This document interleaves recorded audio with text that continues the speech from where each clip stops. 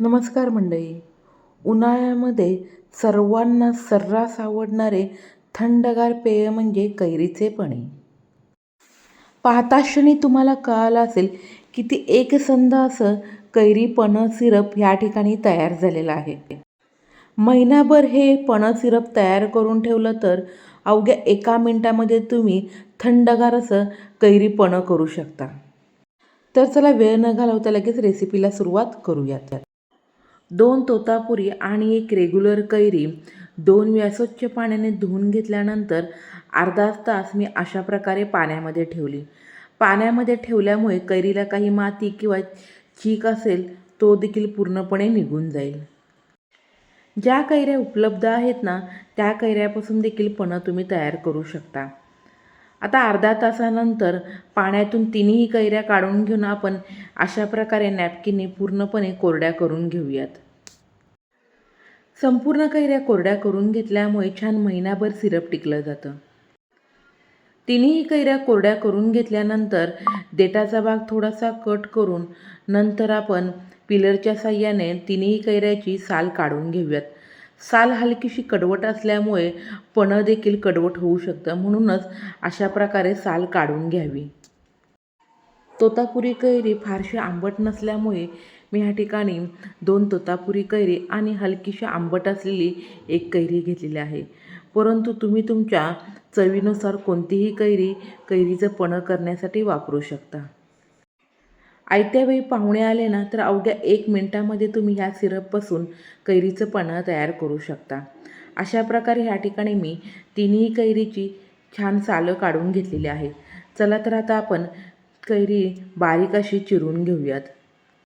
कैरी मध्यभागी अशा प्रकारे कट करून त्यातील आतील बी काढून घेऊयात. आता तुम्हाला वाटलं असेल ज्या कैरीची कवळी आहे तीच कैरी वापरावी का? तर असं नाही, तुम्ही परिपक्व झालेली कैरी देखील ह्या ठिकाणी पणं करण्यासाठी वापरू शकता. चला तर आता आपण कोय काढून घेतल्यानंतर बारीक अशा कैरीच्या फोडी करून घेऊयात. काही जण कैरीचं पणं करताना अशा प्रकारे फोडी न करता डायरेक्ट कैरीच वाफवून घेतात.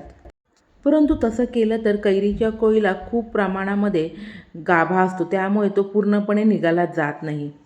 किंवा एखाद्या वेळेस कवळी कैरी असली तर ती डायरेक्ट वाफवून घेतली तर कवळीच्या कोयीचा हलकासा कडवटपणा हा कैरीमध्ये उतरू शकतो. म्हणूनच मला कैरीचं पणं करण्यासाठी ही पद्धत अत्यंत सोपी वाटते. तिन्ही कैऱ्याच्या फोडी करून एका भांड्यामध्ये मी ते घालून घेतल्या. कुकरच्या तळाशी पाणी घालून आता आपण हे भांडे कुकरमध्ये ठेवून कुकरच्या मध्यम आचेवरती फक्त 2 शिट्ट्या काढून घेणार आहोत. भांड्यावरती झाकण ठेवण्याची अजिबात आवश्यकता नाही. 2 शिट्ट्यामध्ये छान मऊसूद असं कैरी शिजली जाते. अशा प्रकारे वाफेवरच कैरी शिजवून घेतल्यामुळे पणं छान महिनाभर टिकलं जातं.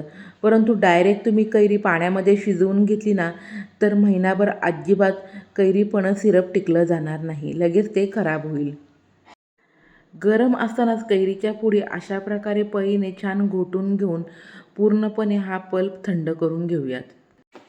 कैरीचा पल्प पूर्णपणे थंड झाल्यानंतर तो एका वाटीने मोजून घ्यावा. मोजून घेतल्यामुळे त्यामध्ये गूळ किती घालावा त्याचा अंदाज येतो. 1 वाटी कैरीच्या पल्पसाठी ह्या ठिकाणी मी 1 वाटी सुरीने चिरून घेतलेला गूळ घेतलेला आहे. परंतु गुळाचं प्रमाण तुम्ही घेतलेली कैरी किती आंबट आहे त्यानुसार तुम्ही कमी जास्त करू शकता. तर आज आपण जराही साखरेचा वापर न करता गुळापासूनच हे कैरीचं पणं सिरप करणार आहोत. गुळामुळे पण्याला खूप छान टेस्ट देखील येते.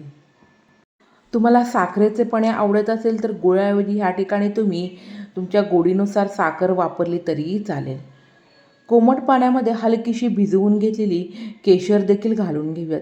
केशरमुळे चव आणि रंग खूप छान पण्याला येतो.